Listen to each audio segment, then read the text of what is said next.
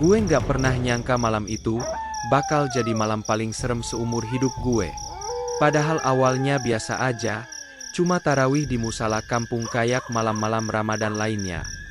Gue inget banget, malam itu malam ke-17 Ramadan. Gue pulang agak telat karena nongkrong sebentar di depan musala bareng anak-anak, bahas hal receh kayak biasa. Sampai akhirnya satu persatu pulang, tinggal gue sendirian yang jalan kaki ke rumah. Rumah gue emang agak di ujung kampung, deket kebun pisang dan sawah kecil. Jalannya gelap, cuma ada 1-2 lampu jalan yang remang-remang, itu pun kadang kedap-kedip kayak udah sekarat. Gue jalan santai, masih bawa sajadah dilipat di tangan. Angin malam lumayan dingin, tapi nggak ada perasaan aneh waktu itu. Sampai di pertigaan kecil deket pohon beringin tua. Gue nggak ngerti kenapa, tapi tiba-tiba badan gue merinding. Bukan karena dingin, tapi kayak ada yang ngeliatin. Gue berhenti sebentar, nengok ke belakang. Kosong. Jalan sepi, suara jangkrik doang yang kedengeran. Gue lanjut jalan, agak cepat, tapi baru 2 langkah. DUG. Jantung gue berdetak makin keras. Di ujung jalan, deket tiang listrik, gue ngeliat sesuatu berdiri. Atau lebih tepatnya, melayang. Sosok putih, kainnya kotor, kepalanya nunduk. Pocong. Gue nggak bisa gerak. Sumpah, kaki gue kayak dipaku ke tanah. Mulut gue pengen baca ayat kursi, tapi malah keluarnya kayak orang gagap. Sosok itu diam aja, tapi kepala pelan-pelan mendongak. Gue ngeliat matanya. Hitam. Bolong. Kayak nggak ada dasarnya. Pandangannya nancep ke gue, dan tiba-tiba dia loncat. Gue nggak mikir 2 kali.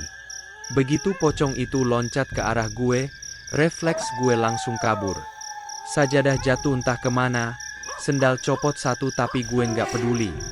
Gue lari sekuat tenaga, mulut gue teriak dalam hati, Allahu Akbar. Allahu Akbar. Tapi yang keluar cuma nafas ngos-ngosan campur panik. Suara du. Itu makin dekat. Kayak suara pocong loncat sambil ngejar. Gue nggak berani nengok ke belakang, takut yang gue lihat malah bikin gue kejang-kejang di tempat. Tapi bayangannya udah cukup jelas. Putih, tinggi, kain kafannya sobek-sobek, dan aroma busuk mulai kejar-kejaran sama napas gue. Gue belok ke gang kecil menuju rumah.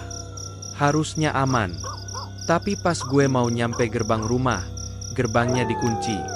Gue lupa. Bokap selalu ngunci kalau udah lewat jam 9, dan sekarang udah hampir jam setengah 10. Gue gedor-gedor pagar, panik, setengah nangis. Pah! Bukain, Pah! Bukain gerbang! Dari ujung mata gue lihat sosok putih itu berhenti nggak jauh dari pohon mangga depan rumah. Dia diam, nunduk, tapi gue tahu dia masih ngeliatin gue. Masih di sana. Mungkin nunggu gue pingsan, atau mati berdiri. Pintu rumah akhirnya kebuka, nyokap yang keluar duluan. Ya Allah, kamu kenapa sih? Kayak lihat setan aja. Gue cuma bisa nunjuk ke arah jalan. Tapi, pas nyokap ngeliat ke sana, sosok itu udah nggak ada. Kosong. Cuma angin malam dan suara daun mangga kegoyang pelan. Gue langsung dipeluk nyokap, dibawa masuk. Kaki gue gemeteran, tangan dingin, muka pucet. Nyokap sampai nyuapin air putih sambil bacain surat Al-Falaq pelan-pelan. Gue diam aja, nggak bisa ngomong. Malam itu, gue tidur ditemenin bokap. Lampu kamar dinyalain terus sampai subuh.